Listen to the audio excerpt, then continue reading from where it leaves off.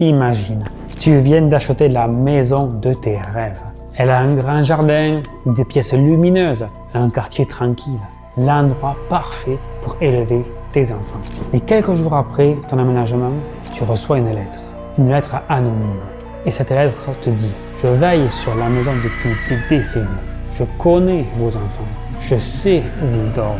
Et bientôt, ils seront à moi. » Bienvenue dans l'histoire vraie de The Watcher House, une maison qui a terrorisé ses propriétaires, effrayé tout un quartier et que personne ne voulait plus acheter. Et tu vas voir que derrière cette histoire d'horreur se cache aussi une grande leçon de vente et de psychologie humaine.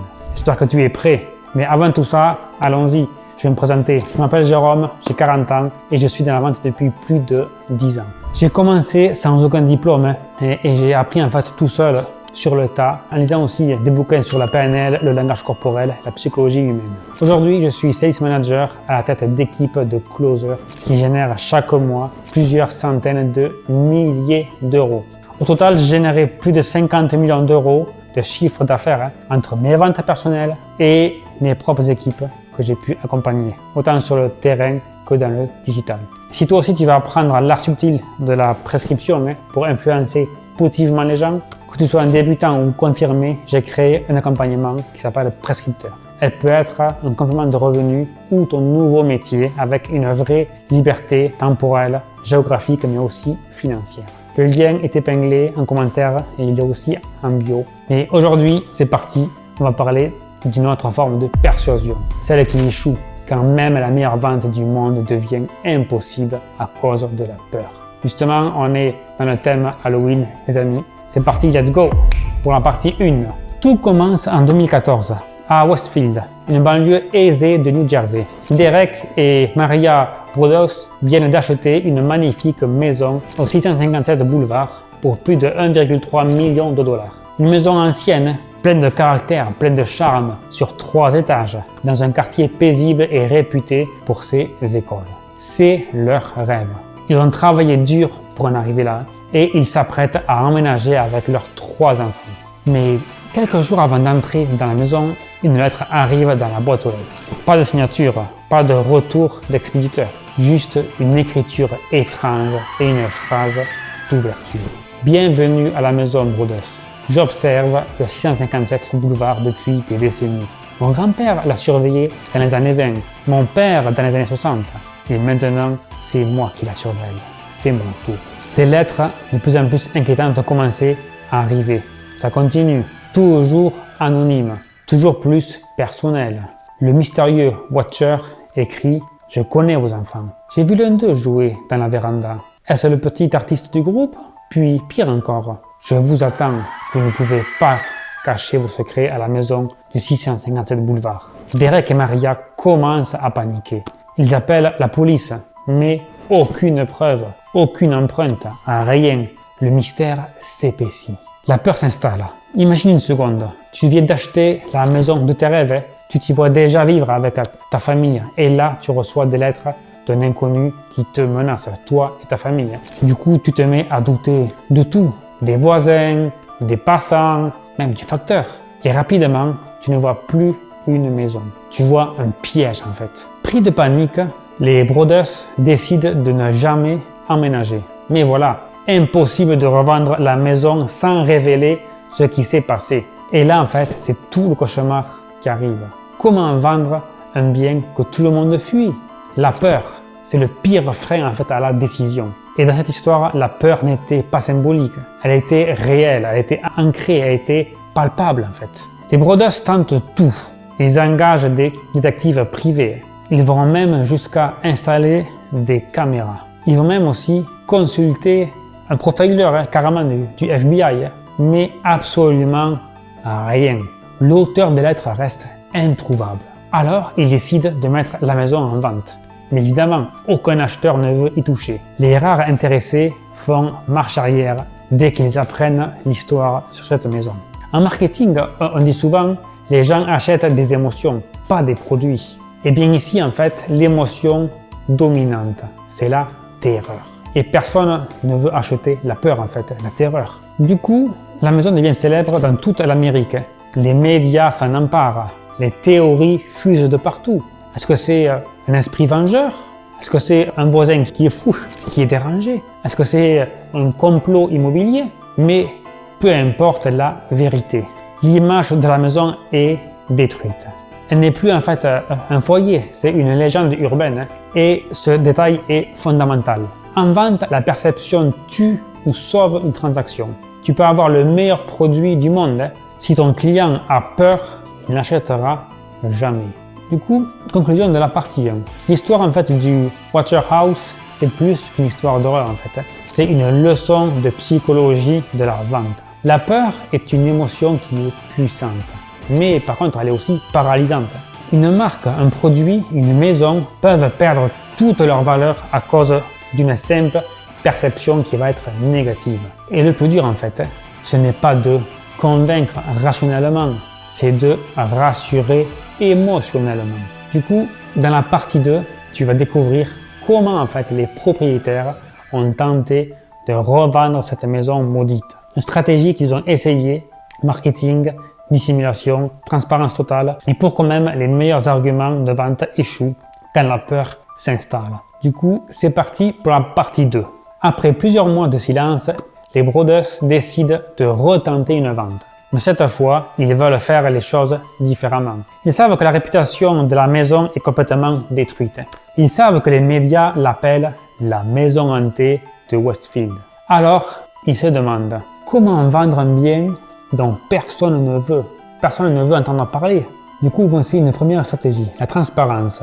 Au départ, Derek et Maria choisissent d'être honnêtes. Ils disent tout, marketing, dissimulation, transparence totale, les menaces, l'enquête aussi policière. Mais cette approche est un désastre, c'est un flop. À chaque visite, les visages se referment.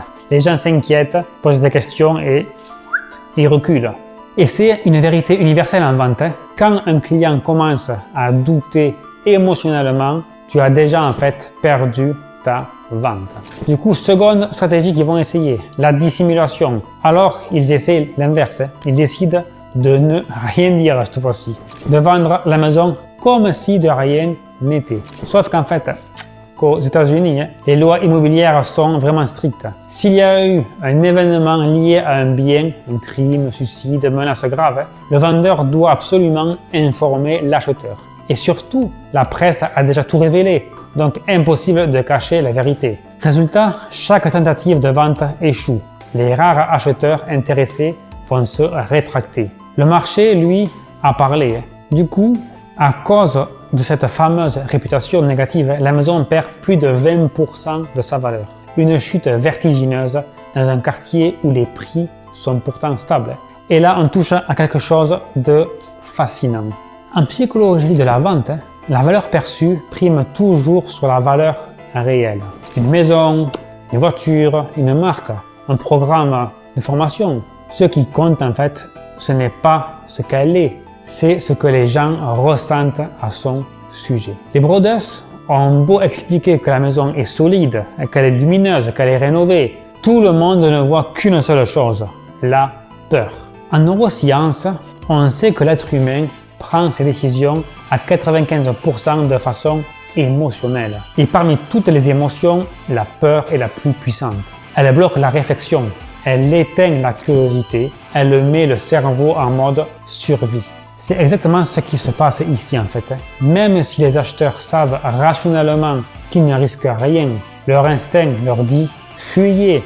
Cette histoire est étudiée dans plusieurs écoles de marketing. Pourquoi ?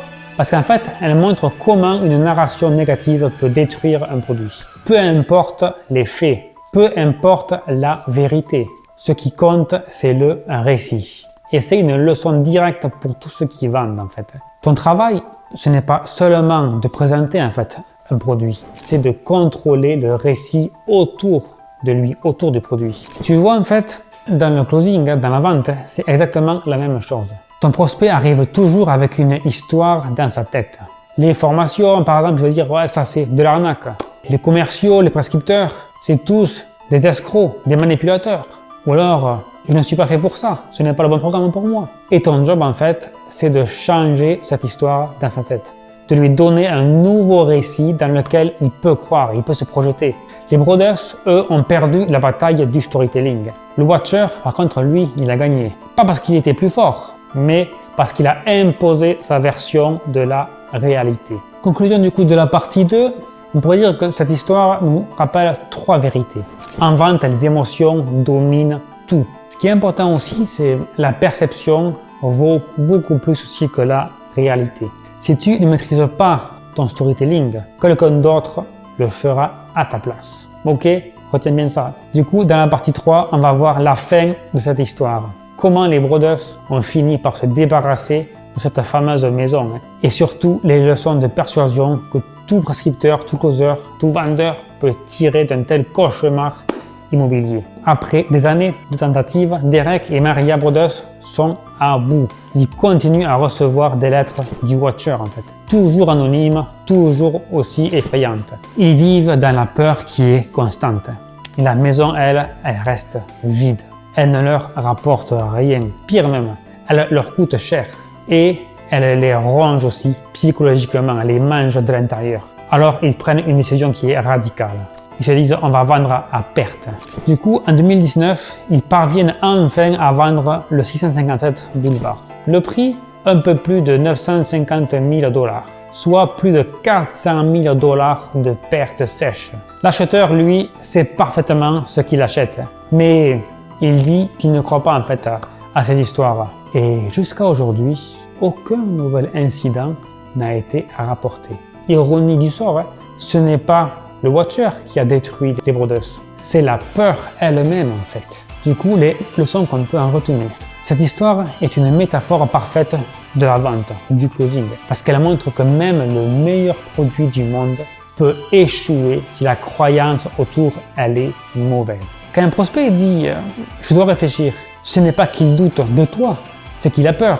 Peur de se tromper, peur d'investir, peur d'être déçu. Et ton rôle, ce n'est pas de le convaincre avec des arguments, pas du tout. C'est de le rassurer émotionnellement. Tu comprends? Le Watcher, en fait, n'a jamais été retrouvé. Mais son pouvoir, lui, par contre, il est resté intact. Il a suffi de quelques lettres pour détruire la réputation d'une maison valant plus d'1 million de $ pourtant. C'est le pouvoir du récit. Et dans la vente, c'est ton arme la plus puissante. Tu peux vendre n'importe quoi, tant que tu contrôles l'histoire que ton prospect va se raconter.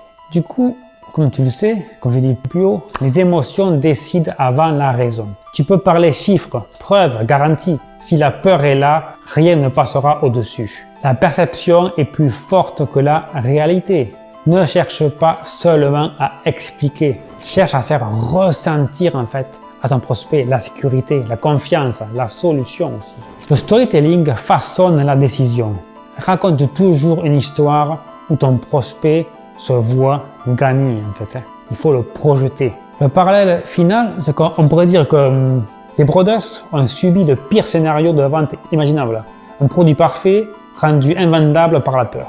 Et c'est ça le message fort de la vidéo. En vente, tu ne vends pas un produit. Tu combats les peurs invisibles de ton prospect. Et si tu ne les comprends pas, tu vas perdre, même avec la meilleure offre du monde.